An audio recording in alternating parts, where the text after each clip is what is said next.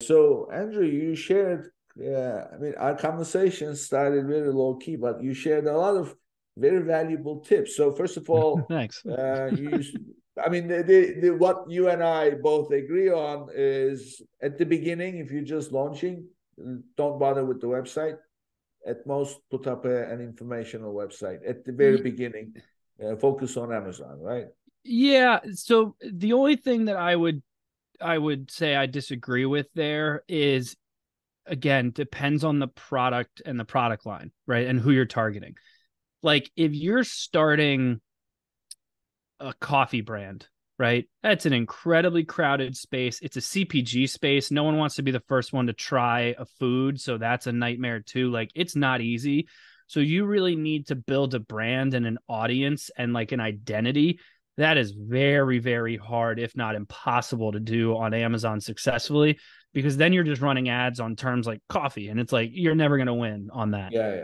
So there are products like apparel and coffee and drinks and really any kind, like any CPG stuff. Like it's really hard to do that on Amazon solely.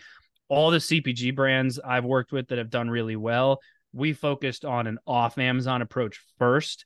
Then what we would do is we would monitor like Helium 10 and Data Dive, Jungle Scout, all that stuff. And once we started to see people were searching for their brand name, then we knew like, okay, let's take the top sellers and put them on Amazon. Like all the really big brands out there that have a stronger focus from an off Amazon perspective, they really use Amazon as a customer acquisition channel and less of a revenue driver, because the profit margins are really tough and they just keep getting worse. So the bigger brands actually look at it in the reverse, where they use Amazon to just be where their customer is, or try to acquire new ones and incentivize them to come back to their website. With people who are existing on Amazon that eventually go over to their website, they tend to still see a majority of their sales on Amazon because that's where their main focus is. But if you actually took your Amazon profit and really invested heavily into an off Amazon approach, you can then really pivot things where all of a sudden Amazon is your acquisition channel and your website is where you focus. Because if you can build a list and a social media following and you can pixel all these people, it's fantastic because your margins on your website are so much better. And when you launch new products, it's significantly easier. You just shoot out an email and let people know you have a nice little product launch Good. strategy. Whereas on Amazon, it's like starting a whole business over again. So it's up and down with that. Yeah, yeah. I mean, as you were talking for that scenario where you are in a heavy competition space, then I would say don't launch on Amazon first.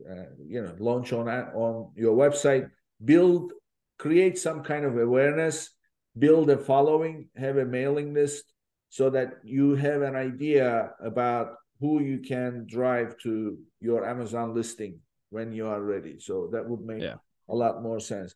So the other thing that I've never heard anybody else mention is drive traffic through sponsored brands to test how your storefront is converting. So Mm-hmm. drive traffic to your Amazon storefront through Amazon sponsored brands to get a sense of how your storefront is working.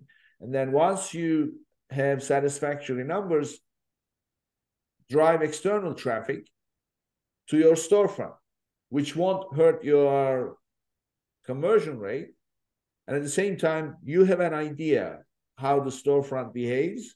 And then the only variable there is the quality of the external traffic that you are sending. And you can kind of tweak that according to your performance. I've never heard that, frankly, myself. So it's a very good tip. And then the other one is, to me, it's key, is use a landing page. Don't drive external traffic direct to your listing. Instead, drive it to your website, a landing page, where you have some kind of an incentive and also buy with Prime. Yeah. You have the Amazon endorsement there so that people know they'll be completing their purchase on Amazon. So no surprises. And then anybody who is not ready to buy, they won't click. So therefore, you won't hurt your conversion. So it's quite a few tips.